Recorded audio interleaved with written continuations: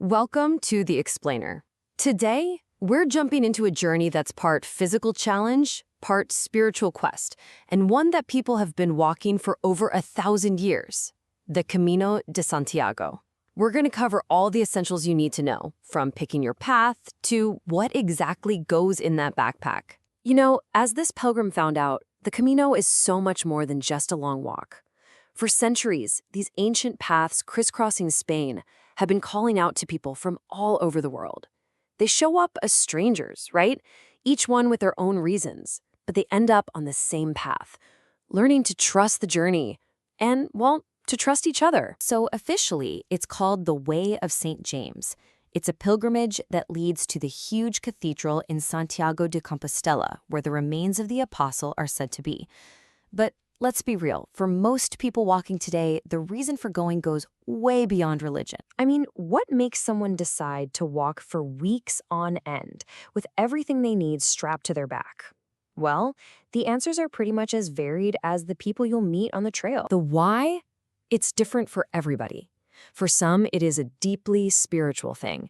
For others, it's a huge physical test. Some people are looking for that mental reset button, or they want to find what's called a Camino family. And sometimes, it's just a deep, profound need for a change of airs, a way to deal with something heavy like grief. The Camino, it just has this way of meeting you right where you are. So, once you figure out your why, you've got your first really big decision to make. Which way are you going to walk? Because surprise, there isn't just one. The Camino is actually this whole web of routes that all flow towards Santiago, kind of like a bunch of rivers all making their way to the same sea. And the path you pick, it's going to define your whole experience. This choice really does shape your entire journey. So the Camino Francés, that's the classic route for first-timers. It has the best setup, tons of pilgrim hostels or albergues. Then there's the Camino Portugués. It's a bit flatter, a little gentler, with these beautiful coastal parts. But if you're really looking for a challenge, the Camino del Norte has these jaw-dropping views along a rugged, hilly coastline, but it is way more physically demanding. Okay, let's get into what might be the single most debated topic among pilgrims. What on earth do you pack? And let me tell you, getting this right is absolutely critical. There is one golden rule, and seasoned pilgrims will tell you this over and over. Your pack should not weigh more than 10% of your body weight. Seriously. When you're walking 25 kilometers day after day, every single ounce matters. You gotta think minimalist, lightweight, quick drying. Merino wool is your absolute best friend.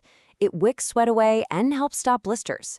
Cotton, it does the exact opposite. A simple, lightweight poncho is way better than a heavy jacket and a separate pack cover. And please, whatever you do, do not start with brand new boots. Break them in really, really well. And here's a pro tip for you. A little bit of Vaseline on your feet before your socks go on, it's a game changer against friction. Overpacking is the #1 rookie mistake. As this Reddit user found out pretty quick, you feel those consequences right away. That one extra shirt or that heavy book, it translates directly to sore shoulders and aching feet. Okay, so you've picked your path, you've packed your bag. What's a typical day actually like on the way? Well, it falls into this really simple rhythm. You walk, you rest, you eat, and you connect with people. You'll be sleeping in what are called albergues, which are basically pilgrim hostels. The public ones are cheap, sometimes they're even donation-based, and it's first come, first served. They're super social, but, basic. The private albergues cost a little more, but you can usually book a bed ahead of time, and they tend to have more amenities, like laundry or Wi-Fi. Sooner or later, you will face a pilgrim's worst enemy: blisters. And you'll learn this traditional and honestly incredibly effective treatment. You sterilize a needle and thread, and then you carefully pass it right through the blister. Now, the key is leaving the thread inside. It acts like a wick, so the blister can keep draining while it heals. I know, it looks intense, but trust me, it works. Now, the Camino is generally a very safe place, but Spain's Guardia Civil recommends that pilgrims download the free Alert Cops app.